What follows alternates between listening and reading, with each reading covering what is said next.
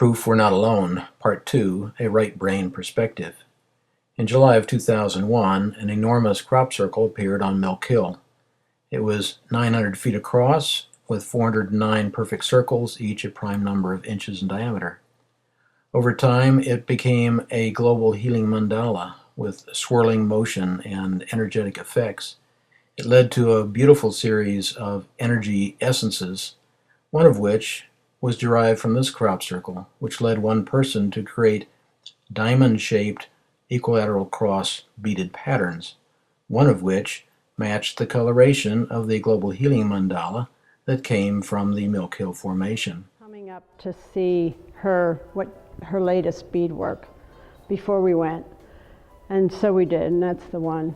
And for those of you who know our spiral, the spiral that Brian showed you earlier, she said this just had to belong to you because it reminded her of that spiral.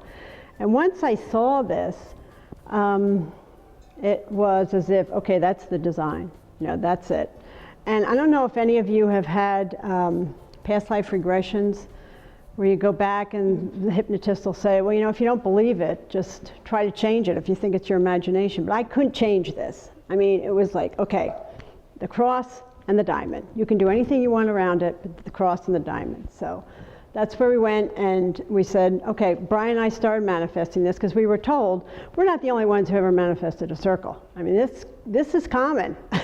This is not unusual. So off we went to England. So many people wonder why in England, why are there so many in England? And as we said, they are expanding, but there are so many sacred sites in this area where most of them show up. That is Avebury right there. And those stones vibrate like unbelievable. And the Mary Michael line goes across England there, as you can see. Let me get the right button right there. Which goes right through Avebury. A lot of sacred sites along that line. What did our ancestors know that we don't? And are these crop circles coming down in this area to let us know that we should figure something out? Did our ancestors know something we need to relearn? Probably. And there's a large percentage of aquifers under this area of England. So there's energetic water movement. But I don't know if it was because it was very rainy in England this year as well, not just here.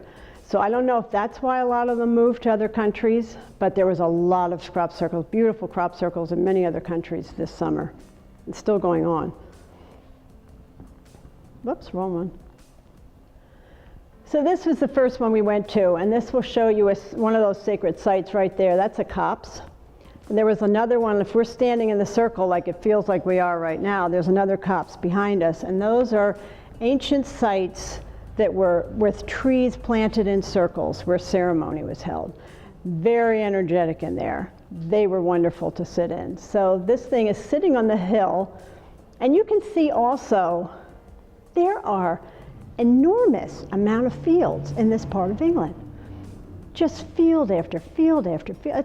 It's a crop circle artist agroglyph dream for these people. So we're walking around. This was a very energetic circle. This is it from the air.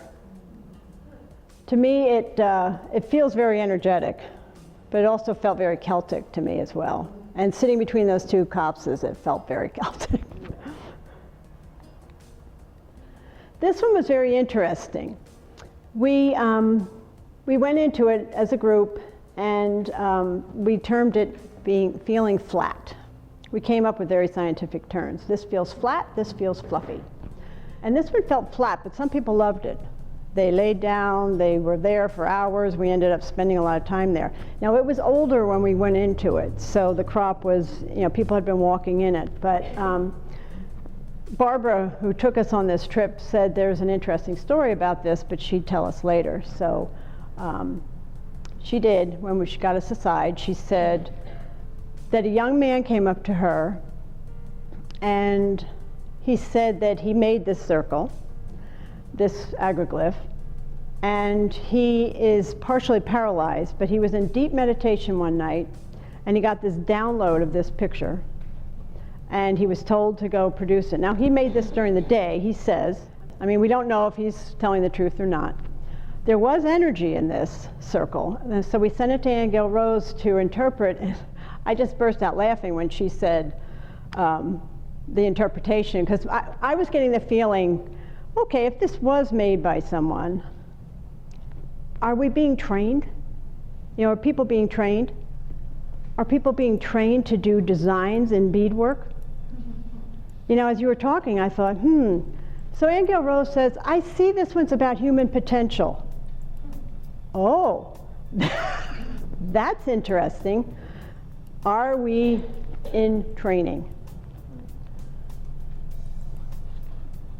So, as I said, we are not the only ones who manifest things. Busty Taylor is a dowser, and he was a pilot. He's older now. He flew many of these flights to take these pictures of these agroglyphs over the years. And he said he was flying one day, and he went down, looked down at a field, and he said, I think there's going to be a Celtic cross there tomorrow. And there was a Celtic cross there tomorrow. The researchers get their questions answered. You know, they just get satisfied one year. Well, you know, these circles are going this way, or this is happening, and boom, like 1990. Let's give them 90-degree angles. Well, we think the crops really get laid down flat. Oh, this year they're up halfway and turned over. I mean, every time they think they have something, it shifts. So they really feel like they're in communication. And I have to talk about this one pilot that some of our people went up to see the crop circles in the air. And this pilot was not a believer for many years. He believed that they were man-made. But one day he was flying out of his field, you know, one of these little tiny fields, flying out there, flew across the field from his site and flew around for maybe 10, 15 minutes, came back over, and there was a crop circle on the ground. He said, I'm a believer, because that's impossible. It was broad daylight. That's impossible. So we went to see Sandy. I got this image in my head. Brian and I are manifesting. We get the group together, and they agree, let's do that. You know, we will manifest this circle. And this is another one we went to. We did manifesting in the very center of that circle. The 18 of us fit in there beautifully. This is another beautiful circle that was right near an old ancient road, Roman road, that went behind this circle. That we call this the nines, because there were 9 circles. So we did more manifesting in this circle. Got 2 vans stuck in the mud. And our circle arrived. And I went to bed that one night, and I said, we're going to have a circle. I just knew we were going to have a circle. And the next morning I woke up and said, our circle's here. We have a circle. And right at that moment, Brian's sister comes running up. Pam and Brian, we have a circle, we have a circle, we have a circle. And I just lay there thinking, I knew it. So Michael Glickman, who is a long-term researcher, he was an architect, and he thought he knew everything about building. He knew how things were put together. He understood it all until he stood in that Alton Barnes crop circle of 1990, and he saw a 90-degree angle. And he knows how difficult it is to cut a square out of a piece of wood. You know, you always cut down. And that crop was laid down, stalk by stalk, to make that corner. And he said part of him never went out of there. He never left. I mean, it was just a whole new world opened up, and he realized he didn't know as much as he thought. So Michael Glickman he's one of these who has received many answers over the years, and he said, you always get more than you ask for. And I thought, that's like life too, when we're trying to manifest something. You know, it's always like, get out of our way, because we think we can create it better than the universe can create it, and we don't. I mean, we can't. It's just give our little request and then see what comes back, because it's always better. It's like when we manifested our property and we asked for water and we got 5 streams. We didn't ask for 5 streams. So when our circle arrived, it's not the most elegant circle in the world, but it was our circle. And there's 18 parts of this circle, and there were 18 of us. I just thought that was pretty special. This is the crop in that circle, the grip patch circle. And you can see the crosses went down first, and then the other layers came over. And there's our little blue bottle. Whoops. And some of the circles went counterclockwise, some of them went clockwise. It was very fluffy. It was very fluffy. We spent many hours in there and really, really enjoyed the energy. So that was the design. That was the circle.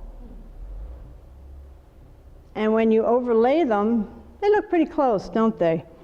And actually, it was only the other day where I realized there were 2 circles in between these crosses, and there were 2 circles in between the big circles. I just noticed that the other day. I really came away from there thinking, we're in communication. I mean, we're definitely, I always felt we were in communication, but we're really in communication. So what happens in the circles doesn't stay in the circles. It really, you just want to lay down, meditate, walk around, contemplate. I mean, it's, especially if it's not raining, but just looking at the beautiful scenery. Many people have gone in there and been healed. You're definitely changed. You come out differently. And when I was in the Stonehenge circle, I was either falling asleep or I was in that no zone where you don't know, you're not here or you're not there. And a hand reached down and gave me something. And it was so real that my hand went up to receive. And then I woke up and of course nobody was there. But I don't know what I was given, but it was profound. That's the Stonehenge circle. And you can see Stonehenge over there, far away. And we're standing in the circle. Why not more people came up there? I don't know, but they didn't. This was an incredibly layered circle. Layer upon layer. It's so complex. And all of these layers are creating a design that you're only going to see from the air. It really doesn't make a lot of sense from the ground. And one of the things, one of the circles here, again, you're going to see the cross was laid down first, and then layer upon layer. You see, here's a layer here, here's a layer there. And if you can see some of at this point in time, I think there's another picture that's better along the way.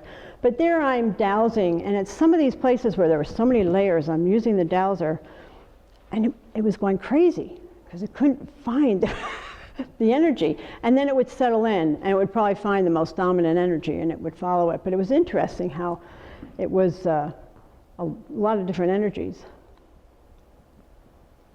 You can see at this point in time in the season, a lot of the wheat heads are getting heavier and bent over. But once they get laid down, they're very, very straight. And you see, sometimes there's just strands, and this is going this way, this is going this way, this is going this way, this is going this way, and this is all a pattern that you're going to see when we look up from the air.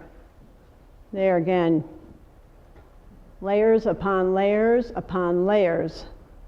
I don't know how you would do this during the day without breaking them. This is the center of that circle with the cross going between. And there's the circle from the air. And you see how the shadows are there and the different, this is not the best shot because of the sun that day, but all of that weaving in the patterns causes the pattern from the air, not the ground. And thank goodness we have planes so we can see it from the air, because they're meant to be seen from the air. This, I hope you can see this. See the splay of wheat here? I find that incredible. You see that everywhere. I mean, there might be, 15 stalks of wheat just taken and fanned out like a big fan. So how do the crops get laid? I had my intuition that has been feeding me with this. And some researchers backed it up. The mainstream, they don't even worry about it. Who? They don't even worry about it. They don't exist. But many people have seen light orbs. They're showing up more and more. And there is a film out with light orbs floating across a field, and the pattern just kind of appears and goes down. And that's the way I felt, that the crop just goes down. So I was reading some researchers' ideas, and they feel they're working above and below. They work with gravity, and this one researcher felt that every single stalk is programmed to go where it's supposed to go. And because of all the layers, I don't see how else it could. It would be too complex. And some of them are literally woven like baskets. So I think it's just, I don't know if it's a thought or what happens, but the crop gets the idea and goes into it. It's really right brain. So when you're in the field, what are these things? Is this a sail? What are they? But it's hard to guess. So who are these field artists? We really ultimately don't know. We can guess. Angel Rose gives us some ideas. But we absolutely do know that they know the laws and understand the laws of nature better than we do, by far. They really are showing us some kind of new science. We heard the story recently that, the Wright brothers started flying in 1903, and in 1907, a balloon scientist and flyer in England was concerned, and lots of people were concerned that people were flying in machines, and he put them to rest. He said, don't worry, this is just a rumor. Something that is heavier than air is never going to fly in the air. And they all went, oh, good. And that's what happens to, the crop circles. They're pretty much ignored, but, and when people heard that humans can make them, oh, good, that explains that, and I don't have to worry about it. But here we are given such a gift here. I mean, these people are, whoever it is, whoever these beings are, they're definitely in communication with us. They're working with light, electromagnetics, gravity, and thought. And all of us know that we're starting to work with thought. This is not that far out for us. We are working with thought. And they're showing us what you can do. So Angel Rose, who many of you know, she reads these essences for us, and sometimes it just blows you away. And this was one of them. She said, for this one up here, she said, well, this one wants to be called Maya, and it's M-A-I-A. It's not M-A-Y-A, it's M-A-I-A. And I think it's Pleiadian, and I keep seeing the second star in. Do you know what the stars are in the Pleiades, what they're named? Because that keeps showing me that second star in. And so when we were done with the reading, we went to look at the stars, and it was called Maya. Okay. So what seems to be obvious, here's a beautiful, it's just beautiful. I mean, to be in those crop circles is just amazing. But what we absolutely do know is that these people, beings, are exceptionally intelligent. They're exceedingly patient with us. We send a message out in 1974, and they wait until 2001 when we might be ready, or we may need to hear the message back. If we don't get it, they're exceedingly patient. They understand us better than we understand us. And they're definitely communicating. Yeah.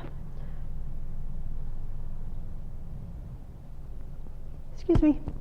And they're very good teachers. They know how to present things to us. It was very emotional. It was a life-changing experience. I mean, it really was. It was confirmation about who you are when you get over there. Sorry, definitely in the heart. So they're sending us transformational energies. And we all know that we are in probably the biggest transformational time maybe the earth has ever seen. And we're receiving transformational energies, we're receiving transformational messages.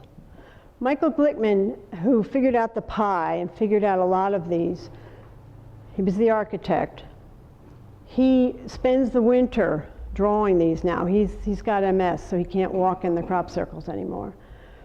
And he